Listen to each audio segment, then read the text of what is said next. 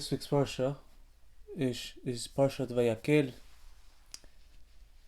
and we're going to be starting in Parashat Truma, which is we're going to start in Parashat Truma in the specific pasuk of Shemot 25:31. Now, in this pasuk, it starts off. This is the time we see the menorah, and explains how you should make the menorah.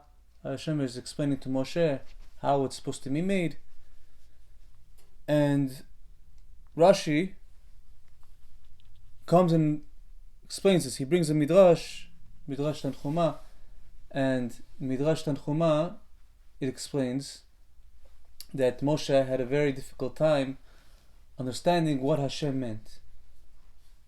Hashem said to do it like this, make sure the cups are like this, make sure specific measurements, specific designs. Moshe didn't understand. He says, I'm sorry, Kodesh Baruch Hu, as much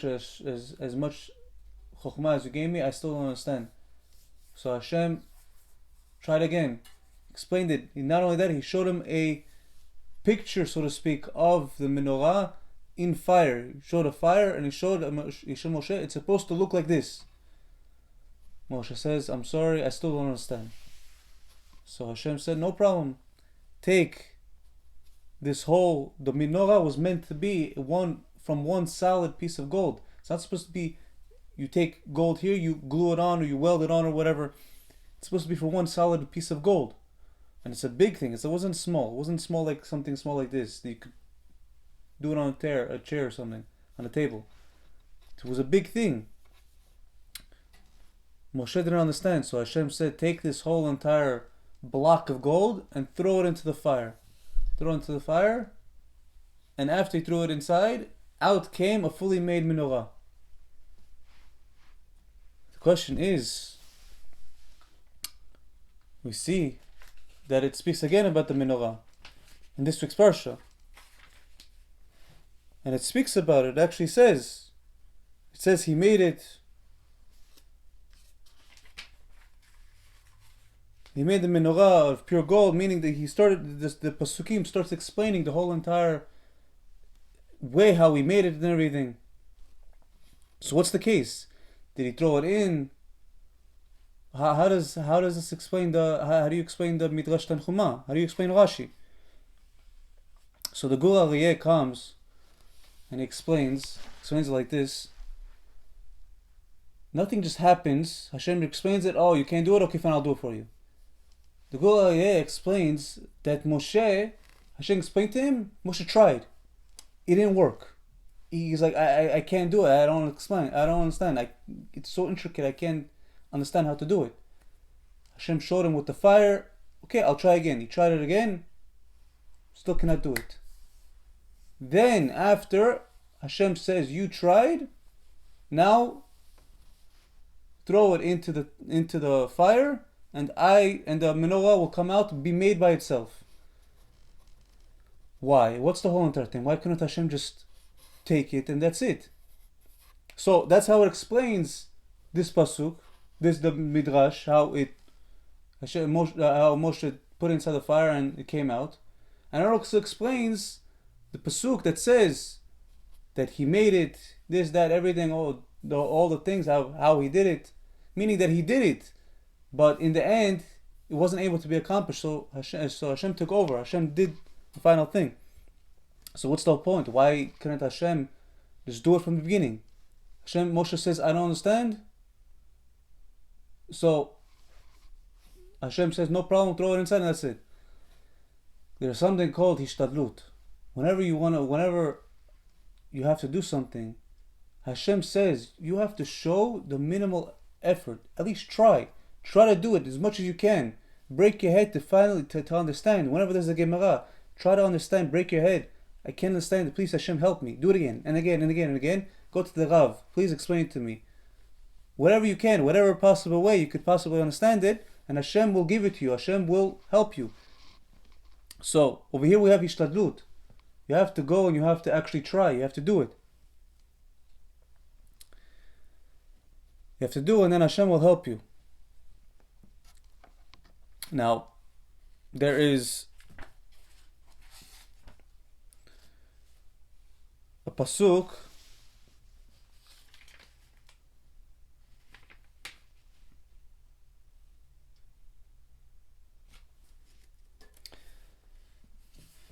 pasuk that explains it says, the pasuk says how Hashem designated Bitzalel and Aholiav to be the managers, be the ones that actually do everything, that have everything done under their watch. Bitzalel was supposed to make was supposed to make the Aaron. It was supposed to be them under their watch, their control. They were supposed to be the managers, so to speak. That everything was supposed to happen under them. So it says in chapter 31, verse 6, Lamed Aleph Vav, it says, Ubalev kol chacham lev natati chokhmah. That I have endowed the heart of every wise-hearted person with wisdom. And it's not only over there, meaning that someone that has wisdom, I put wisdom inside of him. And what does this mean? Someone with wisdom, I put wisdom within him. And that's not only the only place it says. It says it many times. It says it also in this week's parsha. V'chol ish chacham lev asher natan Hashem chokhmah. This is in Lamed Vav, pasuk Aleph. And also pasuk Bet, it also says it again. Kol ish chacham lev asher natan Hashem chokhmah bilibo. It says it many times in this week's pasuk. So, what does it mean that Hashem gives chokhmah? Hashem puts chokhmah in people that have chokhmah.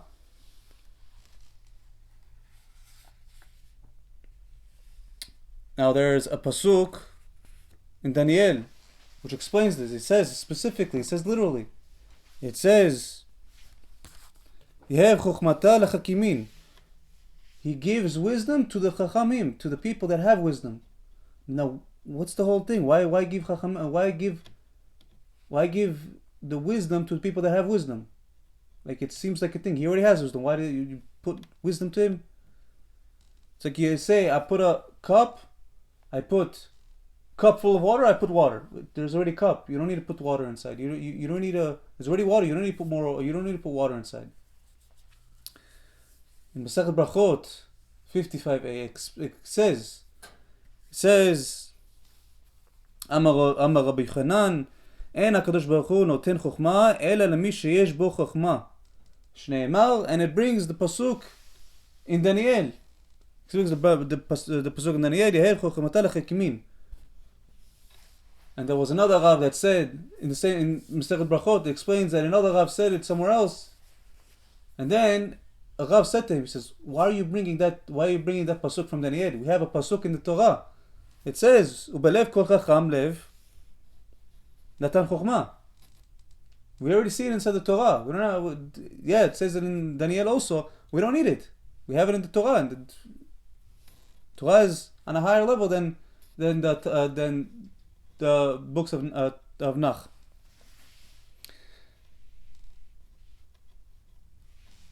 There was a story. So, Bemet, what does this mean? There was a story in Midrash Tanchuma in Vayakhel, the second part. It says, it brings a story of a certain woman that came to Rabbi Yosef ben Bar Chalafta. And this woman asks about this pasuk, Noten Yehev chokhmah lechakimin. She asks, she says, why does it say this? He has chokhmah, why are you putting chokhmah inside? It should have said, Yehev chokhmah letipshim. You give chokhmah to the fools. You give wisdom to the foolish people. Why? To make them wise. You already get people that are wise. They don't need wisdom. You give wisdom to the fools to become wise. No. So he answers, and he asks her. He says, "I want to ask, if two people come to you, and they both ask you for a loan, one person's poor, one person's rich, which one do you give the money to? Which one would you be more open to lend your money to?" She said, the rich guy, obviously. He says, why? What's the reason? Why not give to the poor guy? Why give to the rich guy? It's because, you give to the rich guy.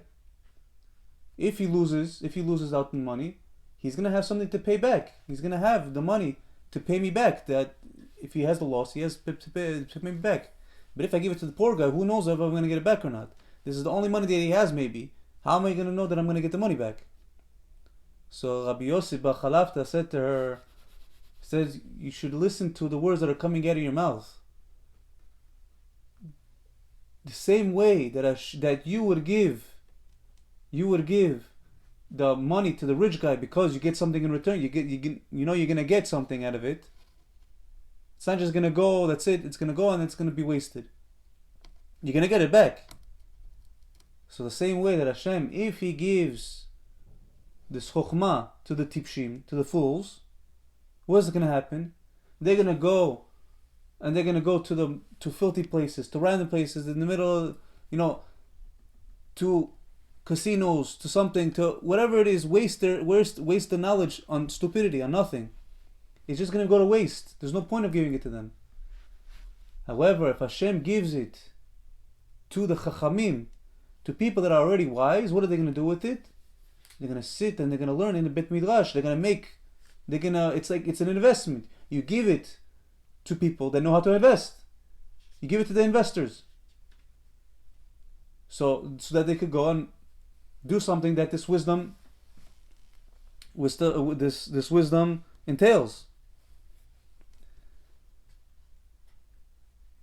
We also see there's a pasuk in Tehillim that says, Reshit Chokhmah Yirat Hashem. The beginning of wisdom, that you can never become wise. You can never even think of having a title of wise. You can never have a wise man, no matter what he knows, no matter how much he knows, if he does not have Yirat Shamayim. So the first step, the first point to having Chokhmah is Yirat Shamayim. You have Yirat Shamayim, you could grow and grow and grow, get more and more Chokhmah. Trying to grow in Torah, you're trying to grow in connection with Hashem.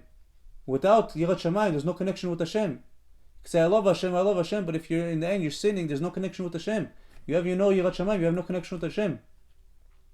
Why? Because you don't have Chokhmah. So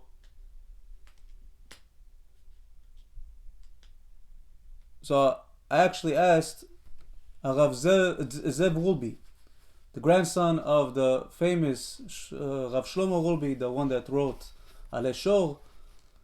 I asked him about this pasuk in Daniel, about Yehev Chokhmata Lechakimin. And right away he told me, and he reminded me, he automatically mentioned, he says, there's the pasuk of Reshit Chokhmah Yirat Hashem. So I said, yeah, I know, I remember, yeah, of course I know the pasuk. So he says that's one thing that it is. I said, yeah, okay, fine, no problem. He says, no, but not only Reshit Chokhmah Yirat Hashem, Reshit Chokhmah, the actual Yirat Shamayim is itself Chokhmah. It's itself Chokhmah. And then I understood that how does someone actually get Yirat Shamayim? How does someone instill Yirat Shamayim in him, actually get it? What does he have to do? What the pasuk says. You have Chokhmah, meaning you want to learn, you actually want to go out there, you're thirsty to actually know Be'emet of the Torah, the real truth of the Torah, the truth of Hashem, the truth of what it means to be a Jew, what it means, why did we come to this world. You have chokhmah, you're starting to learn, then Hashem will give you Yirat Shamayim.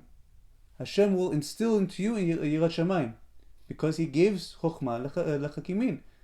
He gives kol lev chacham natan chokhmah.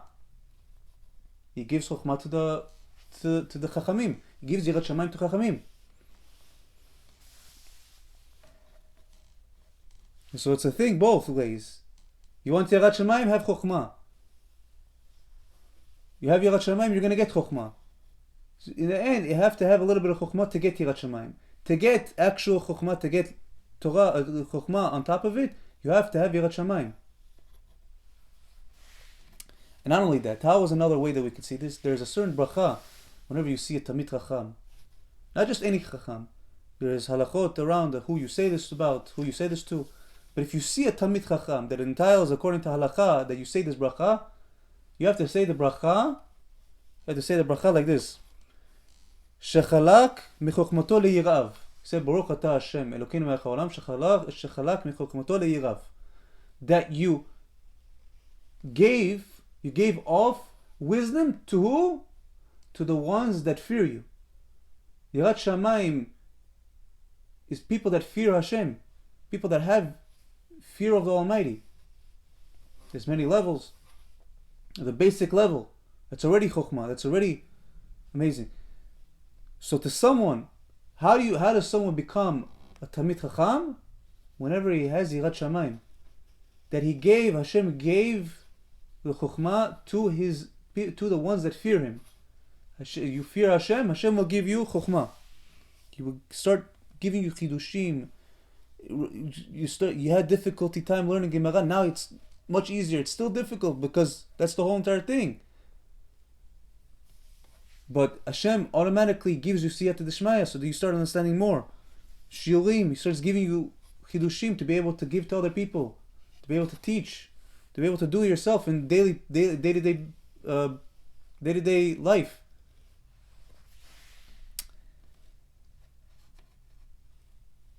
So with all of this, we basically see that what's the thing? If someone wants to stay stupid, he's going to stay stupid. If someone wants to become smart, he's going to become smart. But he has to have the desire. He has to have not only desire, because if someone just does the desire but doesn't do anything, he's going to stay stupid also. He's going to stay the same fool, the same tipesh that the lady asked Rabbi Yossi. I'm sorry, Hashem does not give it to tipshim. He gives it to chachamim. Act like chacham, do whatever chachamim do, and you're going to get it. Now, there is an Or Chaim.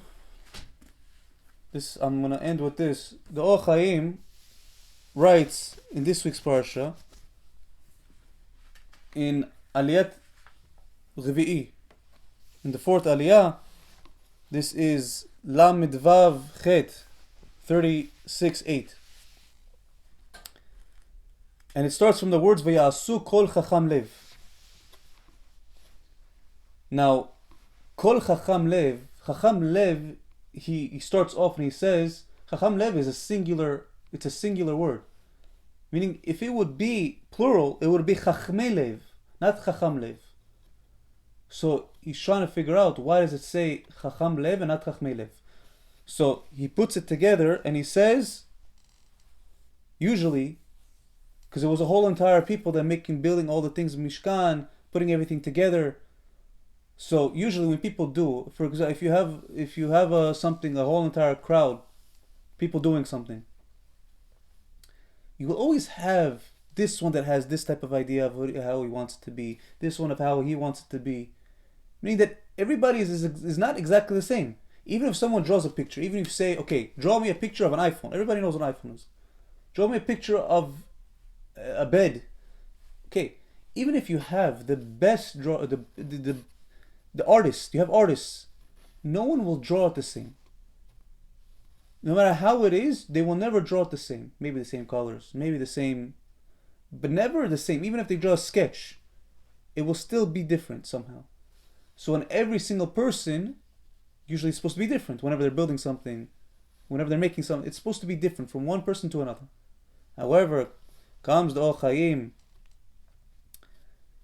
and explains that whenever it came to the Mishkan, it wasn't all different. It was exactly the same for every single one of them. Why? Because he says simply, he says, the same one that gave them the wisdom to actually do all these things, to know how specifically to do it, he also gave them the wisdom to work together, to know exactly how to go the same thing. He gave them the wisdom to be able to do it. He also gave them the wisdom to know exactly how to do it together. So, the same exact, you see, we have the answer over here of how to gain even peace in the world. How to gain people work together.